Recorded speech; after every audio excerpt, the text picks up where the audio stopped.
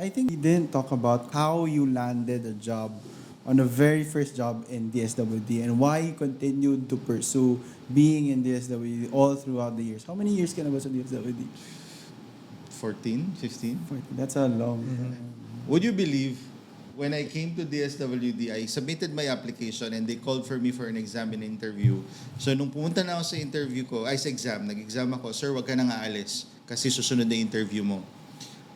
Tapos nung na-interview ako ng mga 7 o'clock, after the interview, I learned the result already.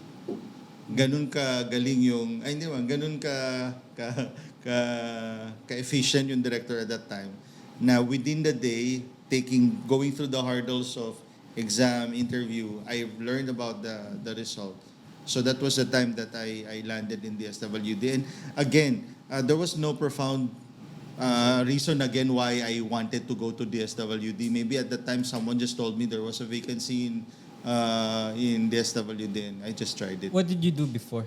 I actually worked, that's not my first. It was my first was actually in DOH. And nung sa I remember DOH, this. yung sa DOH, it was being a project officer for Global Fund for HIV and AIDS. So we were advocating for more awareness about HIV so people would not be stigmatized on those with HIV.